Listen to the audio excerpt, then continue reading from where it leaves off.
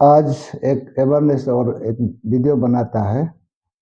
ये awareness video रहेगा पीएमजीएस road इन अरुणाचल प्रदेश, प्रधानमंत्री ग्राम सड़क योजना। अरुणाचल में टिल 2022 मेरा एक छोटा भाई है तैयाबू, आरटीआई एप्लीकेशन फाइल करके आरटीआई इंफॉर्मेशन मिला है।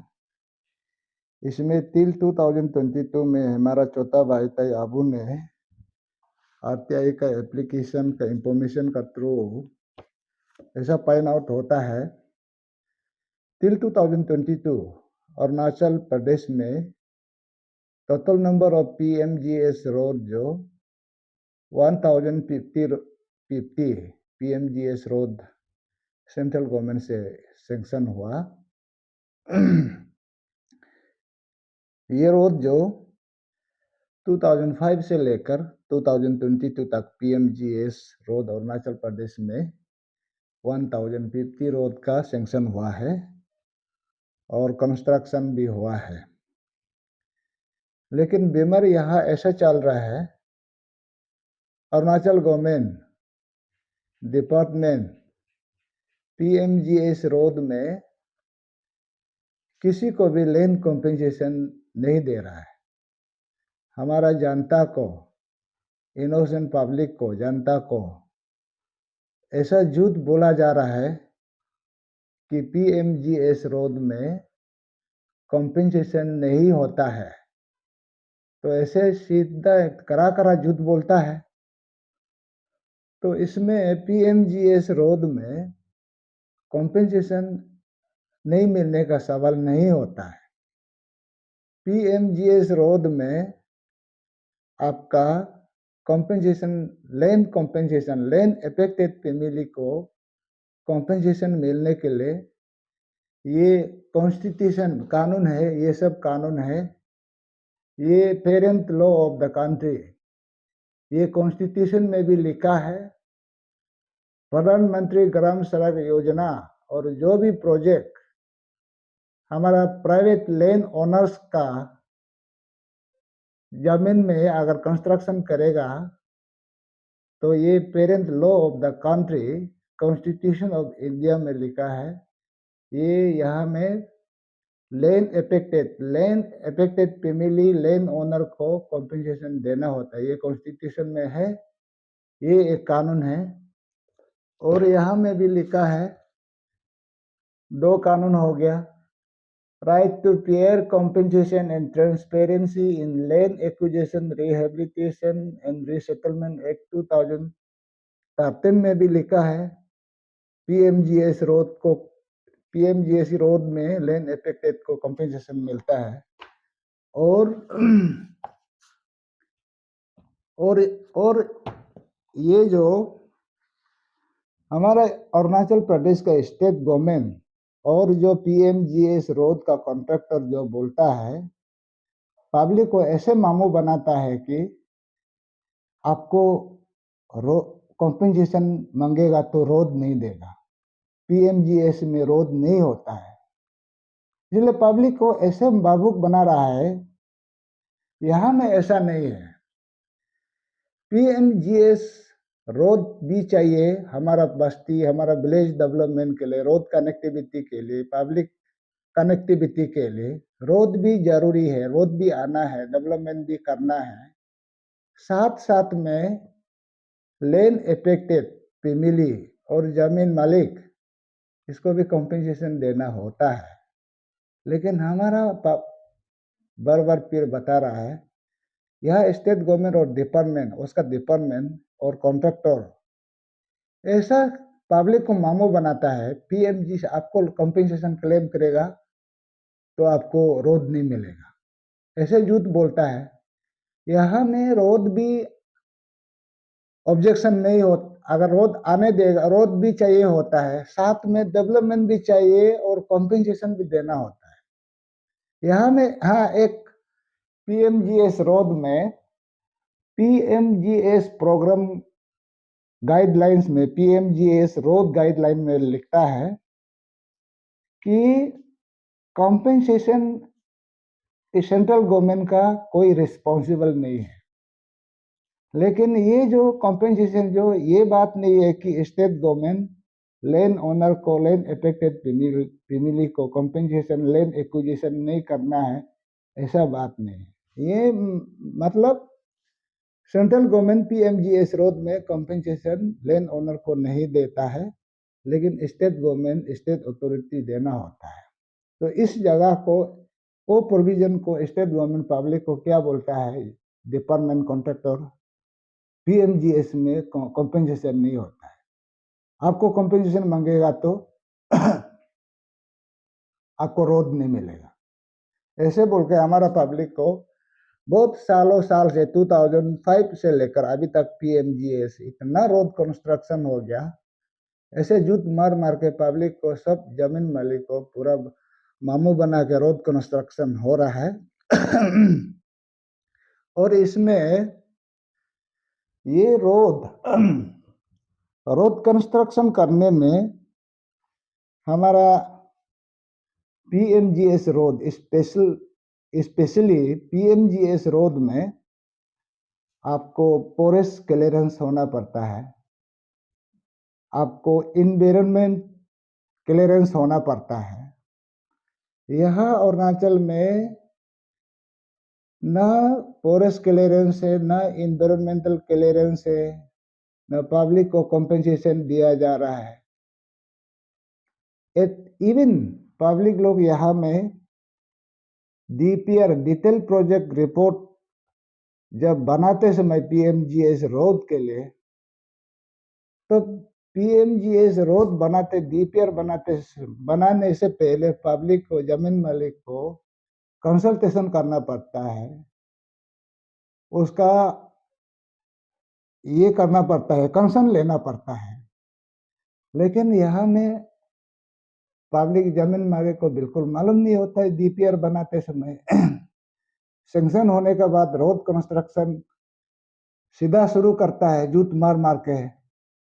तो इसमें ये रोड में, पीएमजीएस रोड में देखिए 1050 रोड अरुणाचल में कंस्ट्रक्शन करना, ये कितना माने अरुणाचल का ग्रीनरी को डैमेज हो गया, फॉरेस्ट ट्री कितना फ्लोरा पोना डैमेज हो गया होगा, कितना फॉरेस्ट डैमेज हो गया होगा।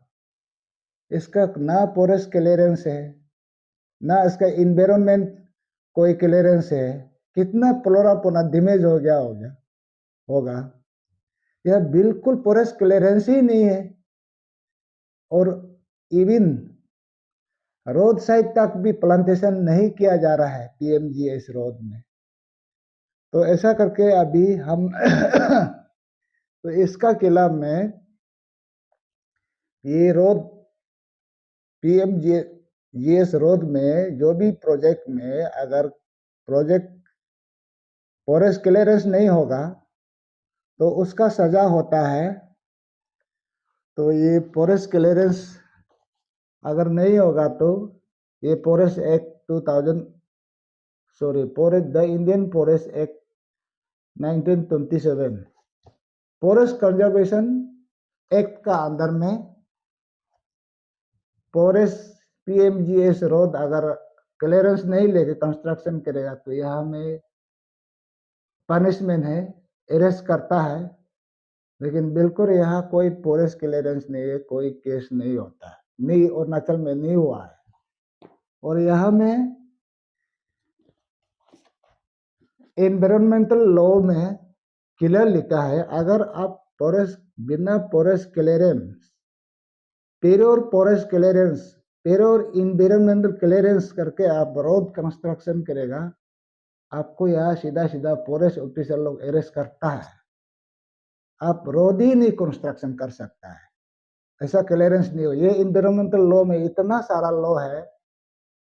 तो इसमें अरुणाचल में पीएमजीएस का सेंट्रल गवर्नमेंट भी कैसे सैंक्शन देता होगा, बिना फॉरेस्ट क्लियरेंस, बिना इन्वायरमेंट क्लियरेंस, बिना लैंड कॉम्पेंसेशन, बिना जो प्राइवेट लैंड कॉम्पेंसेशन, बिना जो ये फॉरेस्ट प्लांटेशन का कॉम्पेंसेशन है फॉरेस्टेशन के लिए, एनवायरनमेंट का कोई कंपनसेशन नहीं है। ऐसे मान मर्जी यहाँ अरुणाचल में पीएमजीएस कंस्ट्रक्शन हुआ है, 1050 रोड कंस्ट्रक्शन हुआ है। यहाँ इतना फॉरेस्ट डैमेज हो गया, यहाँ इतना एनवायरनमेंट डैमेज हो गया, कोई इसका केसेस नहीं है अरुणाचल में। तो इसलिए इसलिए तो ये इंफॉर्मेशन हमारा छोटा भाई था, अबू से हम RTI document collect find out करने का बाद मैंने इसका खिलाफ में सेंट्रल अथॉरिटी तक, स्टेट का बहुत अथॉरिटीज, बहुत डिफरेंट अथॉरिटीज का साथ मैंने उसका रिप्रेजेंटेशन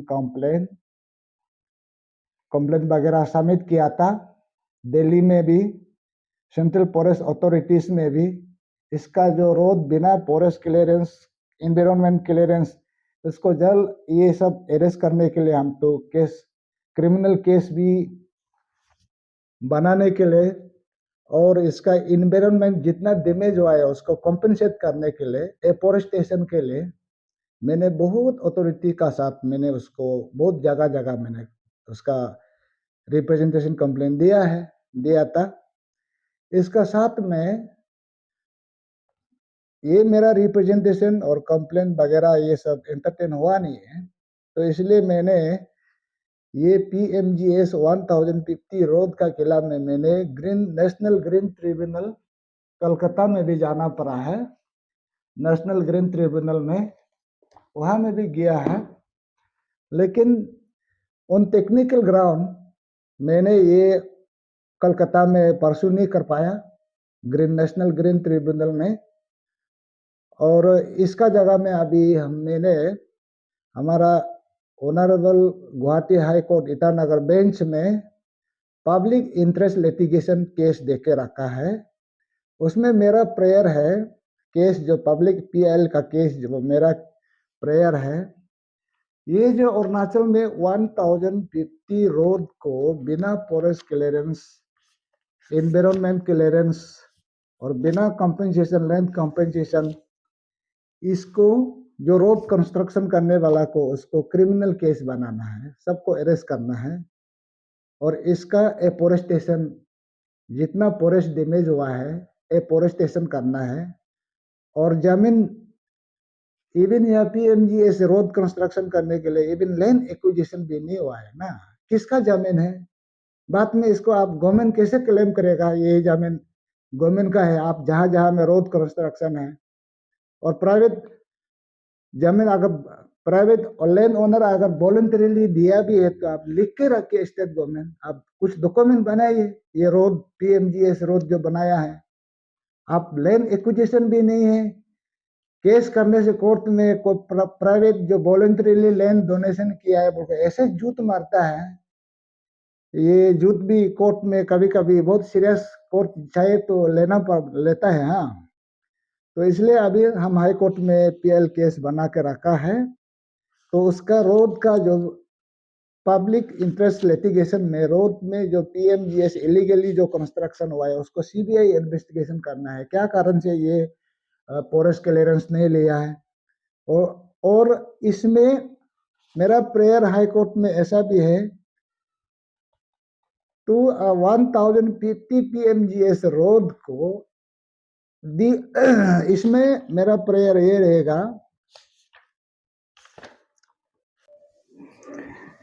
हाई कोर्ट में पीएमजीएस रोड का मेरा इम्पोर्टेंट प्रेयर है। हाई कोर्ट से मेरा एक इम्पोर्टेंट डायरेक्शन जो हम प्रेयर किया है, वो प्रेयर जो है x post facto environment clearance और फॉरेस्ट क्लियरेंस, मतलब हमारा अरुणाचल प्रदेश स्टेट गवर्नमेंट जो 2005 से 2022 तक रोड 1050 रोड को आप बिना फॉरेस्ट क्लियरेंस और एनवायरनमेंट क्लियरेंस करके कंस्ट्रक्शन हुआ है, उसको फिर से आप, हम लोग रोड कंस्ट्रक्शन का डेवलपमेंट को अगेंस्ट नहीं है।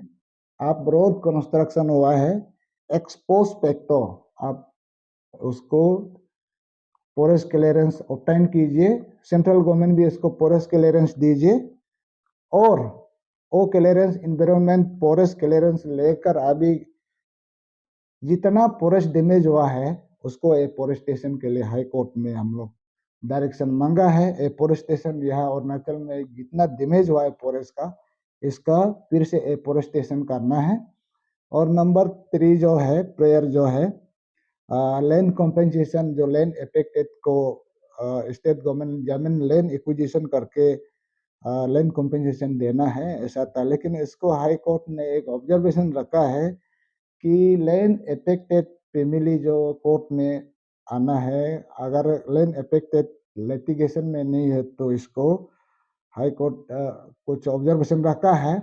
तो हम तो on behalf of land affected PMGS road का बिहाफ में लैंड कॉम्पेंसेशन देने के लिए हम प्रेयर था। लेकिन इसको हाई कोर्ट जो अफेक्टेड फैमिली जब तक नहीं आएगा तो शायद वो लैंड कॉम्पेंसेशन के लिए डायरेक्शन नहीं होगा। इसलिए जो भी अगर लैंड पीएमजीएस रोड का लैंड अफेक्टेड फैमिली अगर कॉम्पेंसेशन अपना लैंड जमीन के लिए क्लेम करना है तो आप लोग केस भी बना सकता है और ये लिटिगेशन पीएल में ज्वाइन भी कर सकता है। तो ऐसा है यहाँ पीएमजीएस रोड में जो कोई कुछ भी का नियम कानून से यहाँ अरुणाचल में नहीं चल रहा है। रोड सिर्फ नहीं है, हर जगह में नियम कानून को टोटली कम्प्लीटली उसको फॉलो नहीं किया जा रहा है। मन मर्जी यहाँ अरुणाचल स्टेट गवर्नमेंट चल रहा है।